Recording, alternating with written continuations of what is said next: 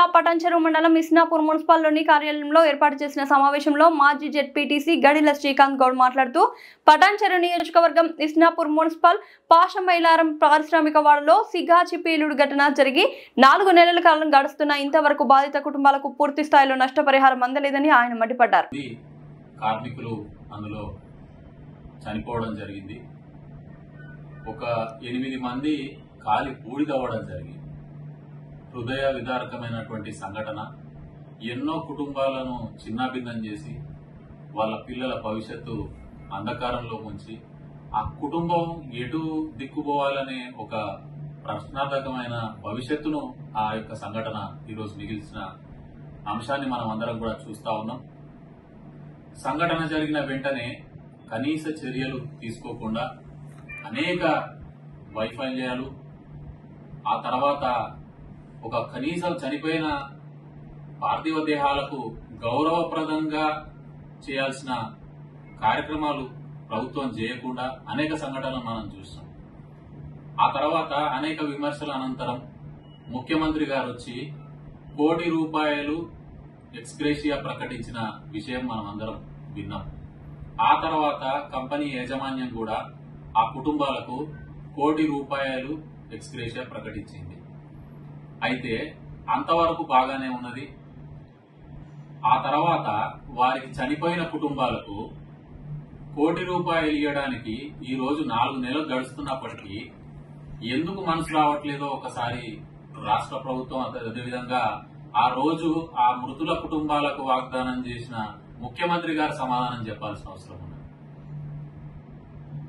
ఇంత దౌర్భాగ్యమైన సంఘటన ఎంతో మంది జీవితాలను చిన్నాభిన్నం చేసిన దాంట్లో స్వయంగా ముఖ్యమంత్రి గారు మాటిచ్చిన తర్వాత కూడా ఈ రోజు దాకా ఆ కుటుంబాలకు ఆ ₹1 కోటి పరిహారం ఇవ్వకుండా కేవలం 25 లక్షలు పరిహారం చెల్లించి చేతులు దులుపుకున్న సంఘటన ఈరోజు మనం చూస్తా ఉన్నాం.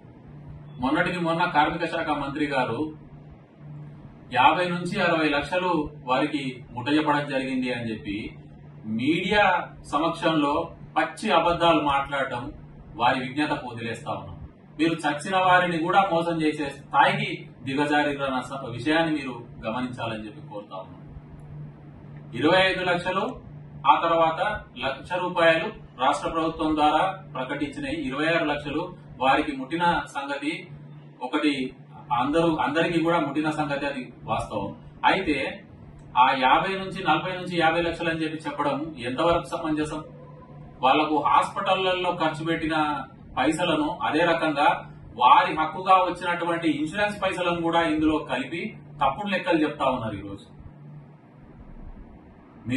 మీరు రాష్ట్ర ప్రభుత్వంలోకి వచ్చే ముందు పచ్చి అబద్దాలు, మోసపూరిత వాగ్దానాలు ఇచ్చి తెలంగాణ ప్రజలను ఈరోజు ఒక మోసపూరితమైన వాగ్దానాలతో ప్రభుత్వాలకు రావడం జరిగింది. బతికున్న వారందరినీ మోసం చేస్తా ఉన్నారు, వంచిస్తా ఉన్నారు, మభ్య పెడతా ఉన్నారు. కనీసం ఆ చనిపోయిన వారి కుటుంబాలకన్నా న్యాయం చేయండి అని చెప్పి ఈరోజు బీఆర్ఎస్ తరఫున మేము కోరుతా ఉన్నాం. ఈ 25 లక్షలు కూడా ఎట్లా వచ్చినాయి అంటే ప్రతి మృతుల కుటుంబాలు స్థానికంగా ఈ విషయం తెలిసిన ప్రతి ఒక్కరూ చెప్తారు. ఈరోజు మాజీ మంత్రి హరీష్ అన్న గారు మన అడిషనల్ కలెక్టర్ దగ్గరికి వచ్చి ఆ అడిషనల్ కలెక్టర్ గారిని ఆ రోజు కలెక్టరేట్ లో నిలదీయడం ద్వారా ఆ పైసలు వాళ్ళ అకౌంట్లలోకి చేరినాయి. అంటే ఎవరో ఒకరు మిమ్మల్ని ప్రెషర్ చేసి ఆ ఒత్తిడి తెస్తే గాని మీరు ఆ డబ్బులు ఇచ్చే దాంట్లో పోవట్లేదు. మొన్న గ్రీవెన్స్ లో అడిషనల్ కలెక్టర్ చంద్రశేఖర్ గారిని కలిస్తే ఆయన కోర్టు కేసు గురించి చెప్తా ఉన్నారు. ఎంత సిగ్గుచేటు! ఈరోజు కోర్టు ఏమంటా ఉన్నది? మేము 92 మందిని విచారించేంత వరకు వారిని అరెస్ట్ చేయము అంటే కోర్టు ఈరోజు ప్రశ్నిస్తా ఉన్నది. అట్లా ఎక్కడ రాసిందో మాకోసారి చెప్పండి అని చెప్పి. రాష్ట్ర అత్యున్నత న్యాయస్థానం హైకోర్టు ఈరోజు మిమ్మల్ని ప్రశ్నించే స్థాయికి వచ్చింది అంటే మీ పనితీరు ఎలా ఉందో ఒకసారి మీరు రివ్యూ చేసుకోవాల్సిన అవసరం ఉన్నది. తెలంగాణ ప్రజల ఆలోచనలకించి తెలంగాణ ప్రజల యొక్క ఆలోచన ఆశయాల నుంచి మీరు దూరంగా వెళ్ళిపోయారు, అది వాస్తవం. కనీసం ఇట్లాంటి ఒక బాధాకరమైనటువంటి సంఘటనలు అన్న న్యాయం చేయాలని చెప్పి ఈరోజు కోరుతా ఉన్నాం. హైకోర్టు డబ్బులు ఇవ్వమని చెప్పి రిట్ వేయడం జరిగింది, పిలేయడం జరిగింది. మీరు డబ్బులు ఇస్తే అసలు పని అయిపోతుంది కదా. మీరు ఆ కంపెనీ యాజమాన్యాన్ని ఎందుకు కాపాడుతా ఉన్నారు? ఎందుకు అరెస్ట్ చేయట్లేదు? ఈ రోజు రాష్ట్ర ప్రభుత్వం యొక్క కేంద్ర ప్రభుత్వం యొక్క విచారణ గాని లేకపోతే ఆ సంస్థలు గాని కేవలం కంపెనీలో యాజమాన్య లోపం వల్ల ఈ యొక్క ఇన్సిడెంట్ జరిగింది అని హైకోర్టుకు రిపోర్ట్ ఇవ్వడం జరిగింది. మీకు హైకోర్టుకు రిపోర్ట్ ఇచ్చిన తర్వాత కూడా మీరు యాజమాన్యాన్ని ఎందుకు అరెస్ట్ చేయట్లేదు? వాళ్ళని కాపాడే ప్రయత్నం ఈ రాష్ట్ర ప్రభుత్వం ముఖ్యమంత్రి ఎందుకు చేస్తా ఉన్నాడో చెప్పాలి.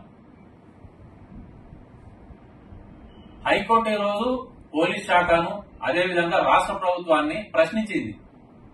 ఎందుకు అరెస్ట్ చేయట్లేదు? వాళ్ళని ఎందుకు మీరు కాపాడే ప్రయత్నం చేస్తా ఉన్నారు? చట్టం గాని లేకపోతే రాజ్యాంగం గాని ఎక్కడ చెప్పింది?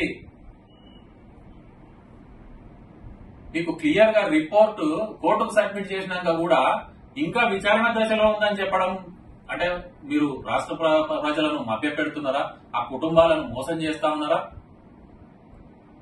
మొన్నటికి మొన్న గౌరవ మాజీ మంత్రి హరీష్ రావు గారు ముఖ్యమంత్రికి లేఖ రాయడం జరిగింది. దానికి కూడా స్పందన లేదు, చలనం లేదు.